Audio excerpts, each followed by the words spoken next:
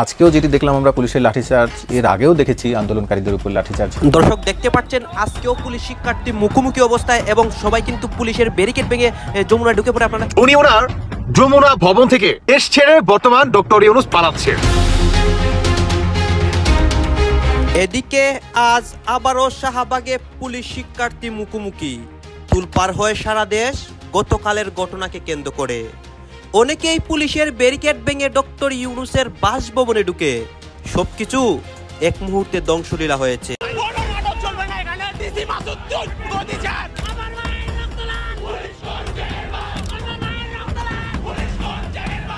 বাংলাদেশে অন্তর্বর্তীকালীন সরকারের অকাল মৃত্যুতে গায়েবানা জানাজা সেই ঘটনাটা ঘটলো এবং সেটা চট্টগ্রামে ঘটলো।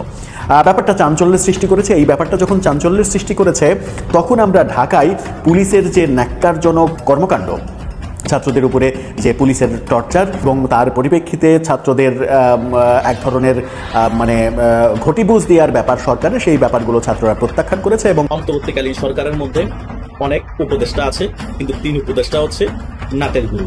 এর 3 জনই সকল মেকানিজম করে। এই 3 জন উপদেষ্টাই এখন বাংলাদেশে যত ধরনের ক্রিমিনালি খেলার সকল কিছুই করছে। বাংলাদেশকে কতটা অনিরাপদ এবং বাংলাদেশে যে ঘন ঘন জঙ্গি হামলার সম্ভাবনা।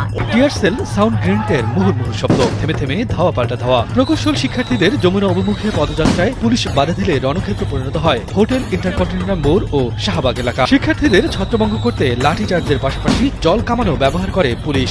আজকে আবারও পুলিশ শিক্ষার্থীদের মুখোমুখি অবস্থা এবং দেশের মধ্যে তুলপার পরিস্থিতি হচ্ছে। দর্শক শ্রোতা, গতকালকে শাহবাগে পুলিশ শিক্ষার্থীদের উপর লাঠিচার্জ করেছিল। শিক্ষার্থীরা পুলিশের ব্যারিকেড ভেঙে ডক্টর ইউনূসের বাসভবনে ঢোকার চেষ্টা করে পুলিশ জলকামান, টিয়ার সেল অনেক কিছু নিক্ষেপ করে। এখন আমরা কি দেখতে পাচ্ছি?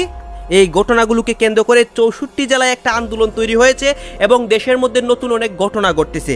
এই বিষয়গুলো নিয়ে অনেকে আলোচনা সমালোচনা করে যে বর্তমান সরকার ডক্টর ইউনূস থাকাকালীন কেন দেশের মধ্যে এইসব হচ্ছে। আসুন আমরা কথা বাড়াচ্ছি না, আমরা সরাসরি ভিডিওর মূল আলোচনায় চলে যাচ্ছি। বর্তমানে ঢাকা শহরে কি হচ্ছে এবং এই ঘটনাগুলোকে কেন্দ্র করে সবার উপর কি প্রভাব পড়তেছে সবকিছু দেখতে পারবেন। টিয়ার সেল, সাউন্ড গ্রেনেডের মুহুর্মুহু শব্দ, থেমে থেমে ধাওয়া পাল্টা ধাওয়া। প্রকৌশল শিক্ষার্থীদের যমুনা অভিমুখে পদযাত্রায় পুলিশ বাধা দিলে রণক্ষেত্র পরিণত হয় হোটেল ইন্টারকন্টিনেন্টাল মোড় ও শাহবাগ এলাকা। শিক্ষার্থীদের ছত্রভঙ্গ করতে লাঠিচার্জের পাশাপাশি জল কামানো ব্যবহার করে পুলিশ। সংঘর্ষে আহত হন অর্ধশত শিক্ষার্থী এবং কয়েকজন পুলিশ সদস্য। ঘটনার জন্য একে অপরকে দায়ী করেন। আমরা তো শান্তিপূর্ণভাবে বসছিলাম না, মাঝখানে কতবার আমাদের সাউন্ড গ্রেনেড মারা হয়েছে। পুলিশ আমাদের নিরস্ত্র বুয়েটের শান্তিপ্রিয় বুয়েট সকল প্রকৌশলীদের উপরে কিন্তু ঝাঁপিয়ে পড়েছে। তারা প্রচুর ইট মারছে, আর যে তাদের কাছে যে হেক্সা চাকু টাইপের ছিল, এটা কয়েকটা জায়গায় আমাদেরকে মারার কারণে আমাদের কয়েকটা ছেলেপেলে কিন্তু এখন গুরুতর আহত। শিক্ষার্থীদের উপর হামলার বিচার, প্রকৌশল ইস্যুতে গঠিত কমিটি বাতিল এবং পূর্বের দাবি মেনে প্রজ্ঞাপন জারির দাবি জানিয়ে আবারও শাহবাগ ব্লকেট করেন প্রকৌশল শিক্ষার্থীরা। আন্দোলনে সংহতি জানিয়ে বুয়েট উপাচার্য বলেন, শিক্ষার্থীদের যৌক্তিক দাবি আদায়ের কর্মসূচিতে পুলিশের হামলা মেনে নেওয়া যায় না। নির্মমভাবে আমার শিক্ষার্থীদের উপর আঘাত এনেছে, তাদের শাস্তির ব্যবস্থা করেন। সংকট সমাধানে বুধবার সন্ধ্যায় রেল ভবনে 11 সদস্যের ছাত্র প্রতিনিধির সঙ্গে বৈঠকে বসেন সড়ক পরিবহন উপদেষ্টা ফজলুল কবির খান এবং পরিবেশ উপদেষ্টা সৈয়দা রিজওয়ানা। 1 ঘন্টার আলোচনা শেষ হয় ফলাফলহীন। ফজলুল কবির জানান, উদ্ধস্ত পরিস্থিতি সমাধানে বৃহস্পতিবার আবারও সব অংশীদারদের নিয়ে বৈঠক হবে। এলজিডি, তারপরে কি বলে যে পাবলিক ওয়ার্কস ডিপার্টমেন্ট কিংবা এই যে পাওয়ার ডেভেলপমেন্ট বোর্ডের চেয়ারম্যান সাহেব আছে, এখানে আছেন, রেলওয়ের ডিজি আছেন, ওনারা সঙ্গে বসবো। তো এইটার সঙ্গে বসবো এবং এইটার আমরা একটা যাতে সুরাহা করা যায় সেটার আমরা চেষ্টা করব। এর কিছুক্ষণ পরেই শাহবাগে এসে শিক্ষার্থীদের উপর হামলার ঘটনায় দুঃখ প্রকাশ করেন ডিএমপি কমিশনার মোহাম্মদ সাজ্জাদ আলী। ইন্টারকনের সামনে যে অপ্রীতিকর ঘটনা হয়েছে সেই জন্য আমি এই ঢাকা মেট্রোপলিটন পুলিশের পুলিশ কমিশনার হিসেবে অত্যন্ত দুঃখিত এবং দুঃখ প্রকাশ করি। দাবি আদায়ে অনড় অবস্থানের কথা জানিয়ে আন্দোলনরত শিক্ষার্থীরা বৃহস্পতিবার বিকেল 5টায় পূর্ণাঙ্গ কর্মসূচির ঘোষণার কথা জানান। জনদুর্ভোগ এড়াতে শাহবাগ ব্লকেট না করার সিদ্ধান্ত জানান তারা। জনগণের দুর্ভোগের কথা চিন্তা করে আমরা জনদুর্ভোগপূর্ণ কোনো কর্মসূচিতে ইমিডিয়েটলি যাব না। আজকের এই শাহবাগে অবস্থান এবং আমাদের উপর যে নির্যাতন, আমাদের উপর যে আক্রমণ, পুলিশের নির্লিপ্ত আক্রমণ করা হয়েছে, এর দায় আমরা মেধাবীরা যদি রাজপথে আসা লাগে এর থেকে লজ্জার বিষয় দেশে কি হইতে পারে? এই শিক্ষার্থীদের উপর হামলা করে জুলাই আন্দোলনের কবর রচিত হয়েছে আজকে। যোগ্য মানুষকে যদি যোগ্য জায়গায় না বসানো হয় এই দেশের জীবন উন্নতি হবে না, এটা বলে রেখে রাখি। প্রায় 24 এনেছি, সো আমরা 26ও আনবো। এরা হচ্ছে কোটার কথা শুনলেই এদের মধ্যে আগুন জ্বলে ওঠে, স্টুডেন্টরা কুত্তা মনে করে আমাদেরকে, এরকম একটা অবস্থা। আমরা রাজপথ ছাড়বো না, সবাই এখানে বসে থাকবে দাবি আদায় না হওয়া পর্যন্ত।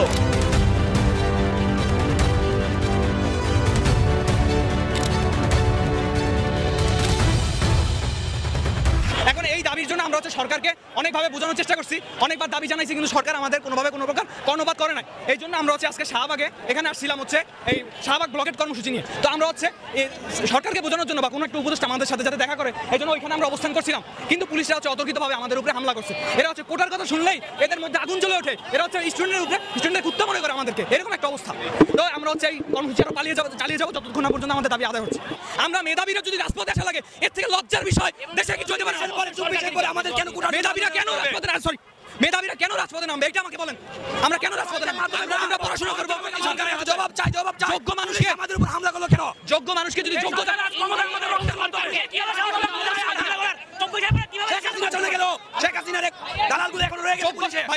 যোগ্য মানুষকে যদি যোগ্য জায়গায় না বসানো হয় এই দেশের জীবন উন্নতি হবে না, এটা বলে রেখে রাখেন।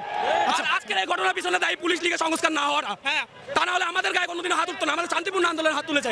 অতর্কিতভাবে হামলা করছে, আমাদের পক্ষ থেকে কিচ্ছু হয় নাই। আমাদের হাতেই দেখেন পতাকা, বাংলাদেশের পতাকা। আমরা কি করবো? আমাদের উপরে হামলা করে। কখন অস্ত্র ধরে বলেন? আমার মেধাবী শিক্ষারা কখন অস্ত্র ধরতে পারে? এই দেশে কিভাবে উন্নতি হবে যদি যোগ্য মানুষকে এখানে আসতে না বসায়? কিভাবে উন্নতি হবে? আপনাদের কাছে প্রশ্ন থাকলো।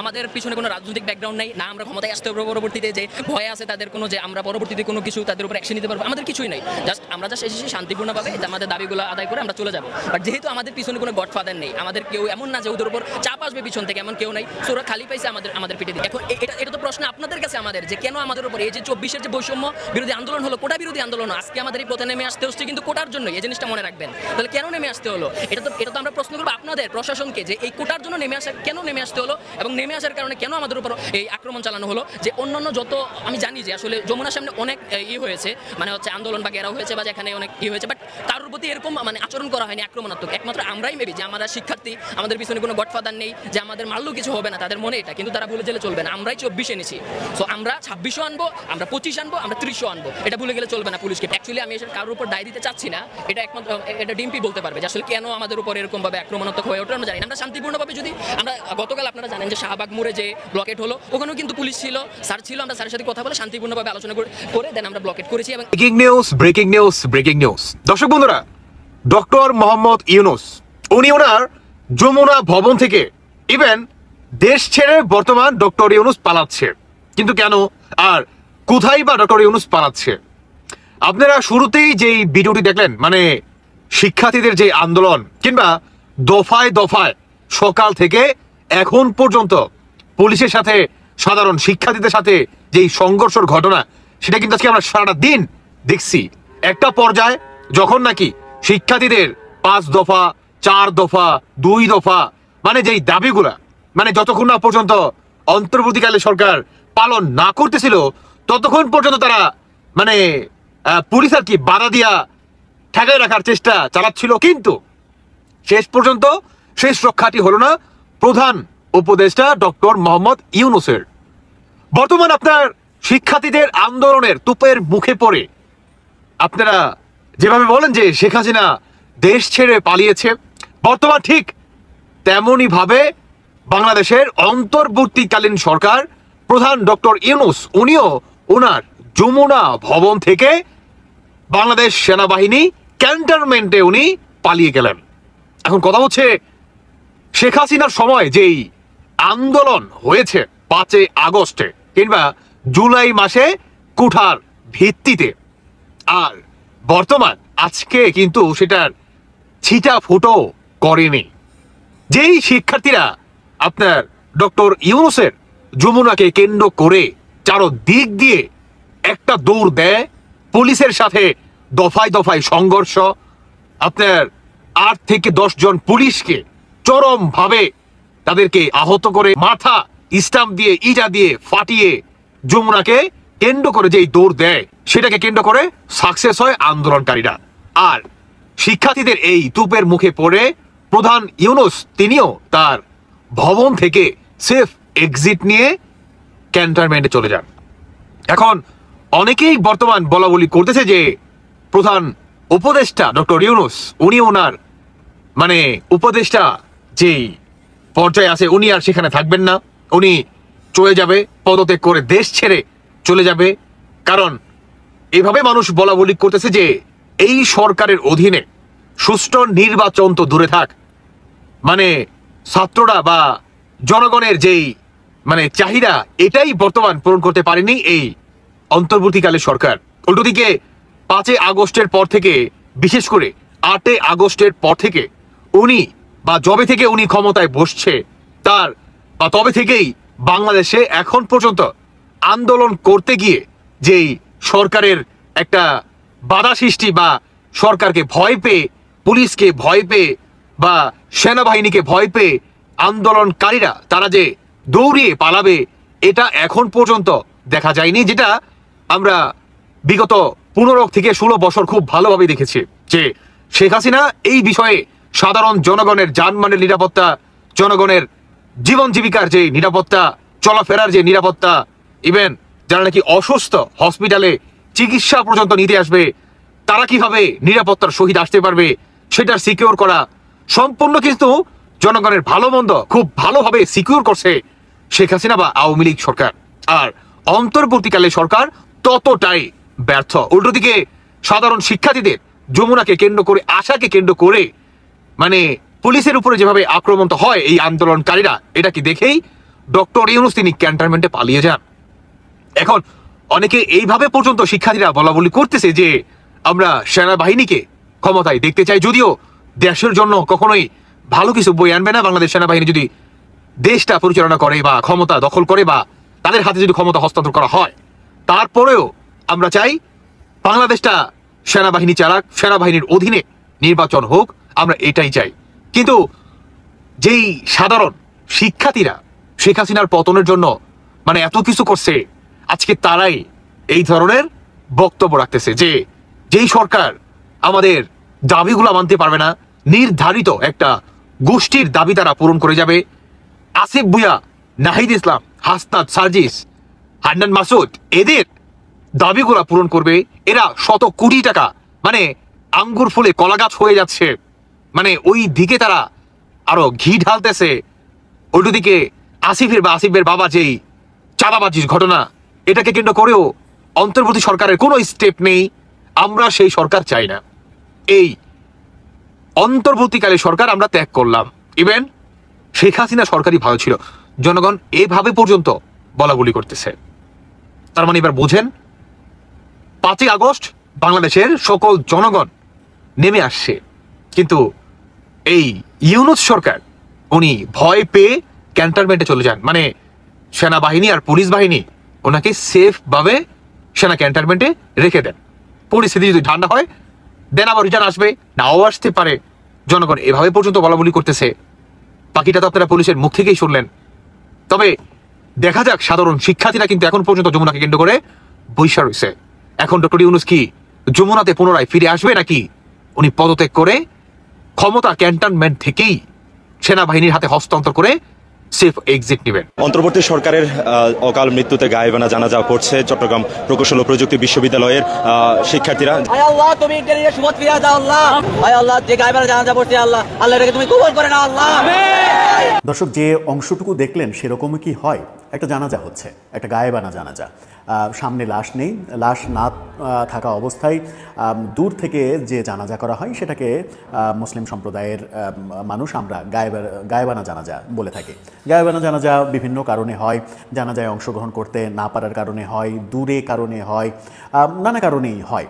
কিন্তু কখনো কি দেখেছেন যে কোনো সরকারের গায়েবানা জানাজা হয়েছে? পৃথিবীর ইতিহাসে এরকম ঘটনা ঘটেছে যে কোনো দেশের সরকারের গায়েবানা জানাজা পড়ছে, সেই দেশের নাগরিক কিংবা অন্য বিশ্বের কোনো নাগরিক সেই সরকারের অকাল মৃত্যুতে শোক প্রকাশ করে গায়েবানা জানাজা হয়েছে? সেরকমটা আমরা দেখিনি, কিন্তু সেই ঘটনাই আজকে আমরা প্রথমবারের মতো প্রত্যক্ষ করলাম বাংলাদেশে। অন্তর্বর্তীকালীন সরকারের অকাল মৃত্যুতে গায়েবানা জানাজা সেই ঘটনাটা ঘটলো এবং সেটা চট্টগ্রামে ঘটলো। ব্যাপারটা চাঞ্চল্যের সৃষ্টি করেছে। এই ব্যাপারটা যখন চাঞ্চল্যের সৃষ্টি করেছে তখন আমরা ঢাকায় পুলিশের যে ন্যাক্কারজনক কর্মকাণ্ড ছাত্রদের উপরে যে পুলিশের টর্চার এবং তার পরিপ্রেক্ষিতে ছাত্রদের এক ধরনের মানে ঘটিবুঝ দেওয়ার ব্যাপার সরকারের, সেই ব্যাপারগুলো ছাত্ররা প্রত্যাখ্যান করেছে এবং একেবারে স্পষ্ট করে 5 দফা দাবিও তারা জানিয়ে দিয়েছে। কি অবস্থান নিল ছাত্ররা, কেনই বা তারা গায়েবানা জানাজা করলো, প্রকৌশলী ছাত্র যারা তারা কেন এই পর্যায়ের খেপে গেল সরকারের উপরে, সেটা একটু দর্শক আপনারা তো দেখলেন এখানে কি কথা হচ্ছে। অনেকে কিন্তু অনেক কথা বলতেছে, অনেকে আলোচনা করতেছে, অনেকে সমালোচনা করতেছে, দেশের বিভিন্ন অবস্থা এবং পরিস্থিতি নিয়ে সবাই সবার মন্তব্য প্রকাশ করতেছে। বিশেষ করে এখানে কিন্তু দেশের বর্তমান রাজনৈতিক প্রেক্ষাপট নিয়ে কথা হয়, আরও বিষয় নিয়ে কথা হয়। গাইজ এই বিষয়গুলো নিয়ে আপনাদের মন্তব্য কি? অবশ্যই আপনারা আপনাদের মন্তব্যটা কমেন্ট বক্সে লিখে যাবেন। দেশের মধ্যে যে এই ঘটনাগুলো ঘটতেছে রাজপথের মধ্যে, অন্যদিকে শিক্ষার্থী পুলিশদের একটা দাওয়া পাল্টা দেওয়া, দর্শক শ্রোতা আমি আবারও বলতেছি আপনারা আপনাদের মন্তব্যটা কমেন্ট বক্সে লিখে যাবেন। আর হ্যাঁ, তখন আপনাদেরকে আমরা যা কিছু দেখিয়েছি সব কিছু আমরা সোশ্যাল মিডিয়া থেকে সংগ্রহ করেছি, এইখানে আমাদের নিজস্ব কোনো মন্তব্য নেই বা নিজস্ব কোনো সিদ্ধান্ত নেই। সর্বশেষ আপনাদের কাছে আমাদের একটা রিকোয়েস্ট থাকবে, আপনারা আমাদের চ্যানেলে নতুন দর্শক হয়ে থাকলে চ্যানেলটি সাবস্ক্রাইব করবেন এবং পাশে থাকা বেল বাটনটি বাজাবেন যাতে করে নেক্সট ভিডিওটা সবার আগে আপনাদের কাছে পৌঁছায়। ধন্যবাদ।